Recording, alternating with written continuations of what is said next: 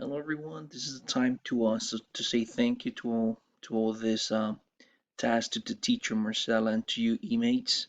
So many things that I learned in this particular course. Well, to start with is I got to know my part case a little bit more than what I used to know that person. Her methodology is totally different from mine's, but still we have a lot of things in common to share. Um, so many things, by the way. Things that I have to say is that her metacognitive skills are pretty much the same as mine.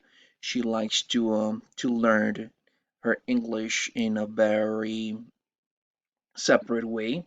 Like she wants to have everything calm. She likes to keep everything aside from external noises.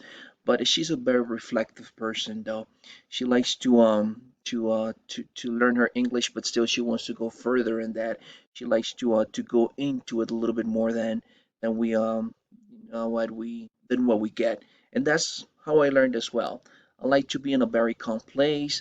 I like to go beyond the that specific topic. So we like to go beyond a little bit more than what we used to learn. So that's one of the things that we have in common. I have to say that she's very lucky because she learned her language in an Anglophone context. So did I, but she was born there, so she had a little bit more of like an extra tip there because she learned the language and she was surrounded by English speaker like all the time. So that's one of the things that we have to thank both. I also grew up in an Anglophone country, but I wasn't born. But still, it was something that we have to thank because we were surrounded by the nature of the language.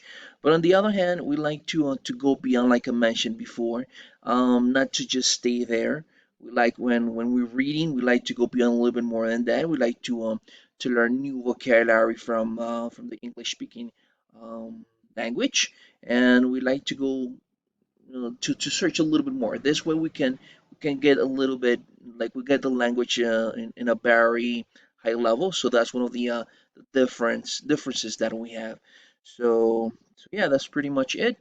And and looking forward to learn more, a little more about the autonomy learner. Then this particular skill is very important for the development of our language skills. Very huge learning process. So I believe we cannot just stay there. We need to go beyond the limits. So we need to go a little bit more than that. We cannot just stay there, and that's what autonomous learning is about. Okay, we like to go beyond what we just see. I mean, we need to search a little bit more. We need to be very careful with the authors and the reliable resources that we searching on. So it's very important that we look at that. Okay, it's very important that we go beyond a little bit more on that. So I believe that will help us a little bit more on the development of the language. Um, so is my Parla case. I learned a lot from her. She actually has like the same methodology that I use. It's very similar, even though we have our differences.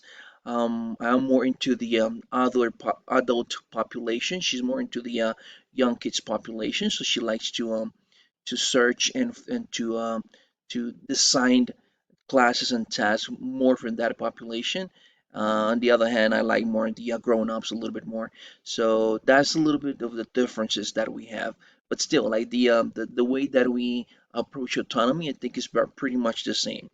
As I mentioned before, it is very important that we keep on reading and we keep on searching for more information regarding autonomous learning, and it's something that at the end is like a sharing exercise. It's something that we need to share with everybody, so everybody gets the same opportunity to learn from our experiences and to build their knowledge a little bit more.